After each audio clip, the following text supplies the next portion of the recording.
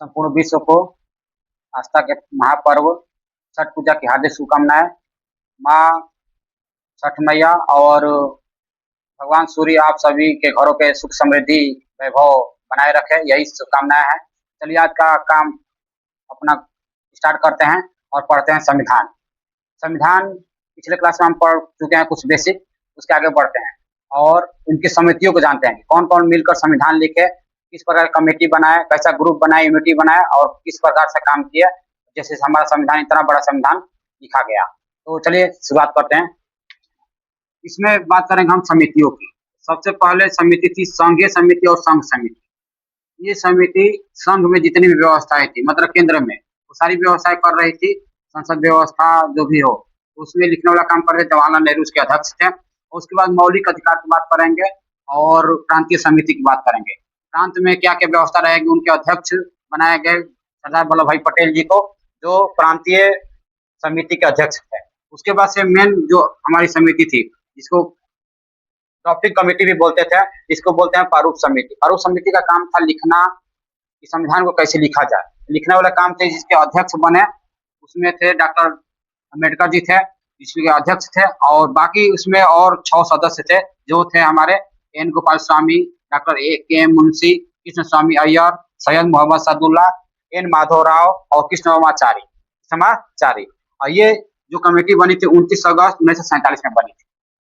और इसमें जो अध्यक्ष के रूप में मनोनीत हुए डॉक्टर अम्बेडकर जी, उनको चुनाव लड़ना पड़ा और चुनाव लड़े बम्बे से लड़े तो उसमें हार गए। उसमें क्या हो गए, हार गए। फिर वहां से हारे तो मुस्लिम लीग की सीट जो पश्चिम बंगाल के जयसूर है, वहां से वो जीते और अध्यक्ष बने ड्राफ्टिंग कमेटी के। उसके बाद से बात करते हैं, भारत का विभाजन हो गया। भारत का क्या हो गया, विभाजन हो गया, तो सीट खाली हो गया। ये सीट खाली हो गया तो BN राव के सलाह पे राजेंद्र प्रसाद जी क्या किए, बंबई के प्रधानमंत्री को पत्र लिखे, जो बीजी खैर जी थे। वो बोले कि MR के जगह पे, MR के स्थान पर क्या कर दीजिए, डॉक्टर अम्बेडकर जी को पुनः से निर्वाचन कर दिया जाए मुंबई से। फिर से पुनः निर्वाचन हुए और भारतीय संविधान के प्रारूप जब तैयार हो गया तो फरवरी 1948 में इसको प्रकाशित किया गया। प्रकाशित इसलिए किया गया कि देखा जाए कि जो हमारा संविधान बना रहे हैं वो लोगों के लिए परफेक्ट है कि नहीं है, और लोगों से सलाह मांगा गया। प्रकाशन किया गया और लोगों से सलाह मांगा गया कि आप इस पे आपके लिए बनाया जा रहा है, आप इसको सलाह दीजिए कि इसमें कोई सुधार की जरूरत नहीं है। तो इसमें से 7653 बातों पर सलाह आया कि इसमें सुधार की जरूरत है, जिसमें से 2473 बातों को माना गया और उसमें सुधार किया गया। और सुधार कब किया गया, उसका वाचन किया गया। क्या किया गया, वाचन किया गया, मतलब उसको पढ़ा गया।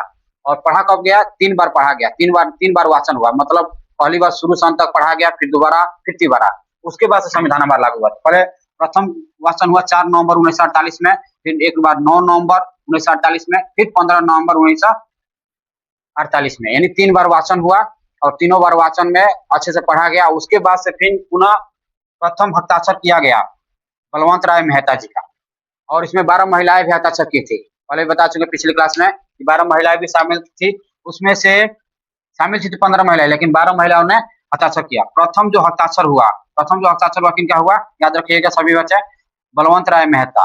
और बात करते हैं प्रक्रिया नियम समिति की। अगली जो समिति है उसकी बात करते हैं, प्रक्रिया नियम समिति ये और संचालन समिति। इसके जो अध्यक्ष थे राजेंद्र प्रसाद जी थे। इस प्रकार से संविधान के समितियों को संचालन किया जाएगा, संविधान सभा को किस प्रकार संचालन किया जाएगा, कैसे प्रक्रिया रहेगी, क्या क्या प्रक्रिया रहेगी बनाने का, उसका संचालन कर रहे थे हमारे राजेंद्र प्रसाद जी।